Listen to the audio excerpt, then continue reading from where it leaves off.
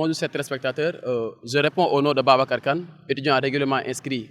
à la faculté des sciences juridiques et politiques en 3e année. Et en même temps, je suis le coordinateur du collectif non-langue section UCAD. Bon, nous avons jugé nécessaire d'organiser ce point de presse pour dénoncer, pour fustiger ostensiblement la décision infondée, irréfléchie, unilatérale prise par le recteur de l'université par rapport à la fermeture précoce de cette université. Comme vous pouvez le constater, sur le plan pédagogique, nous accusons un retard énorme. À l'heure où je vous parle, il y a même des facultés qui n'ont pas encore achevé ce qu'on appelle les examens du premier semestre. Et donner 3 mois de vacances aux étudiants, c'est énorme, alors que nous accusons un retard. Actuellement, les étudiants font 2 ans par niveau. C'est inadmissible. Ça, c'est inadmissible et nous déplorons cette situation. Donc, le collectif non-langue, par ma voix, dénonce fermement cette décision unilatérale,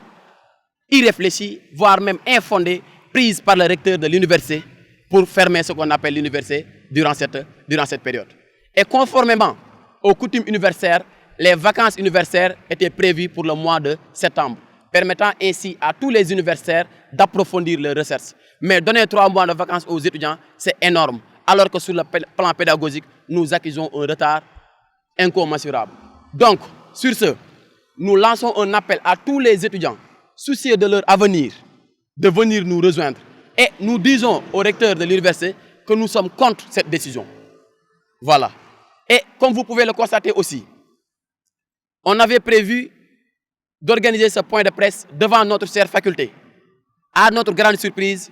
on nous a chassés de la faculté. Pourquoi? Parce qu'on nous a dit que le point de presse n'a pas été autorisé. C'est une question que je demande. Depuis quand un point de presse doit faire l'objet d'une autorisation? Comme vous pouvez le constater, nous sommes ici au niveau de la Cordis. L'essentiel pour nous, c'est de faire passer le message. Et nous disons au recteur de l'université que nous ne sommes pas d'accord par rapport à cette fermeture précoce. Ou bien qu'il nous donne les raisons pour lesquelles il veut coûte que coûte fermer l'université. Parce qu'il y a beaucoup d'étudiants qui disent que ces raisons sont purement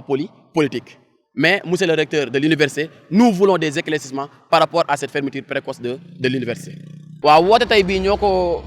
ko woote woon ngir naqarlu ak am mbetteel lool ci décision bi nga xamante ne bii ne kilifa gi ñu dénk wàllum njàngale mu kawe mi le recteur de l'université jël na ko maanaam dogal bi mu jël ngir tëj daara ju kawe ji loolu moo waral ñu def point de presse bi ndax liñ ci seetlu mooy ñun ndongo yi nga xam ñoo nekk ci daara ju kawe ji di jàng dañoo tardé lool ci suñu wàllum jàng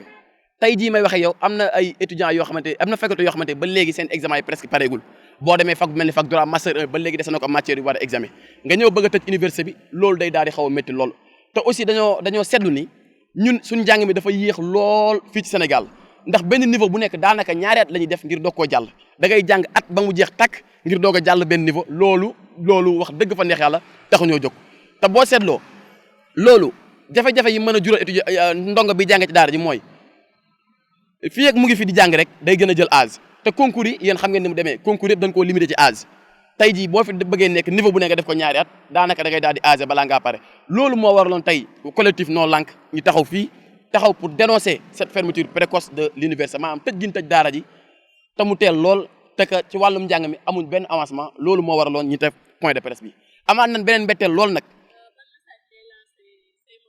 maa ngi lancé benn message sama mbokk étudiants yi nga xamante ne bii ne jàng moo leen tax a jóg seen avenir moo leen tax a jóg jàng moo leen ñoŋal liggéey tekki dimbali seen waajur dimbali Sénégal moo leen tax a jóg ñu ñëw casse décision bi parce que tëj bi ñu tëj université bi yéen laay wax sama mbokk étudiants yi du seen arrangement du suñu arrangement ndax puisque ñu fi gën a yàgg puisque ñi gën a âgé te concours yi dañoo limité âge yi loolu nañ ci bàyyi xel amaan nañ beneen mbetteel ndax dañoo ñëw ba suñu buntu faculté war faa def point de presse ñooñu mënoo leen ko fay defee ñu ne lu waral loolu ñooñu amoo leen autorisation ñiy laajte depuis quand le point de presse di demander autorisation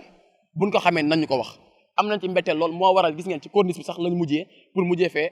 jàllale suñu message ndax ñun li ñu ñor du jóg yàq dëkk bi mais defar dëkk moo ñu tax a jóg